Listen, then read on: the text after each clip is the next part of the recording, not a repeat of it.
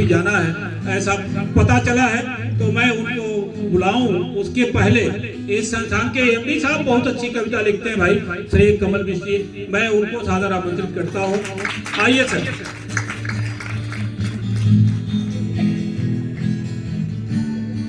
ये जब से मोबाइल का जमाना आया है, इसमें नंबर सेव करते हैं लोग। अब हमारी एक मित्र थी, महिला मित्र, उन्होंने वो गाड़ी चला रही थी, गाड़ी में पीछे मैं भी बैठा था उनके साथ, कहीं से फोन आया तो लगी कहने की जा देखिएगा सर किसका नंबर है, तो लिखा था पति 2।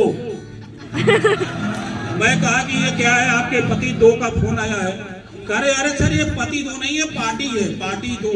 पार्टी चंपावत में कहीं नौकरी करती है, तो पार्टी 1 पार्टी 2। हम कहे यार ये पति 2, ऐसा भी हो जाता है कभी कभी।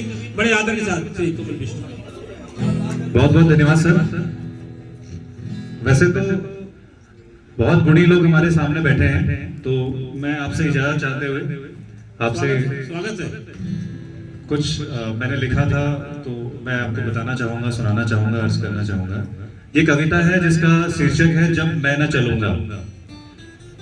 अब कविता के शीर्षक से आपको थोड़ा सा आभास होगा, मैं न चलूंगा।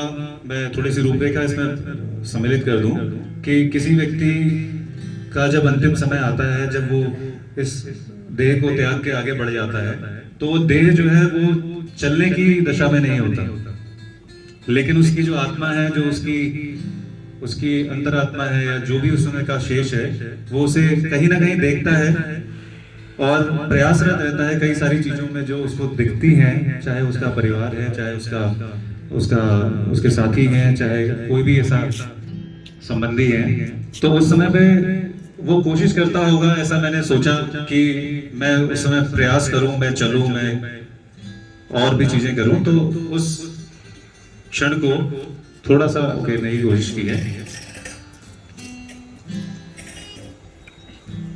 एक घटना घटेगी, एक घटना घटेगी, मैं मुक्त हो जाऊंगा।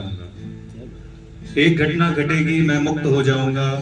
अपने सामीप्य संबंधी लोगों के अश्रुपूर्ण नेत्रों से ओझल हो जाऊंगा। उन नम अश्रुओं को रोकने की कोशिश करूंगा जब मैं न चलूंगा। वाह क्या बात है, जब मैं न चलूंगा। बहुत। अगला पड़ाव है जो हम सभी देखते हैं।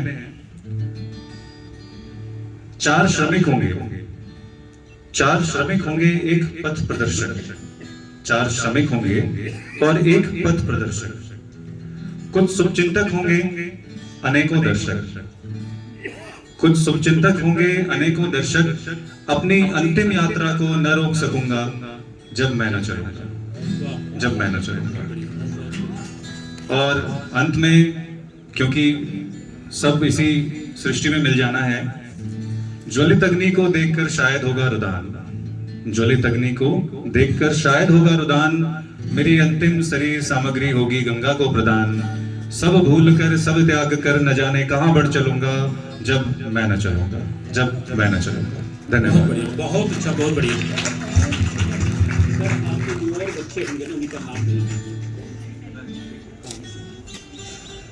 तो हमारे ये कवि कुल में एक नाम और जुड़ा, श्री कमल मिश्र जी अपनी सर्वे सुनाते हैं। तो हमारे पास 49 कवि हो गए थे खटीमा परिवार में, कवि परिवार में एक और जुड़ूंगा तो 50 हो जाएंगे, और ये श्रृंखला बनी रहनी चाहिए। और मैं बहुत हार्दिक धन्यवाद और आभार प्रकट करूंगा एमडी सर का कि आज जो आपने आयोजन का अवसर प्रदान किया है, इसका सबसे बड़ा लाभ अप्रत्यक्ष रूप से ये होगा कि हमारे बीच में जो नवोदित कवि कवित्रियां हैं, इनको अवसर मिलेगा और आगे क्रमशः बढ़ते रहेंगे।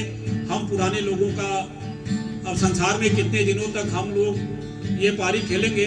सैनिक यह हैं, सेनापति हम लोग हैं, तो ऐसे आयोजन होते रहें। ये प्रथम कवि कुंभ हो रहा है, तो इसकी ढेर सारी शुभकामनाएं और बधाइयां। मैं बड़े आदर के साथ अपने मुख्य अतिथि महोदय को अपनी कविताओं का पाठ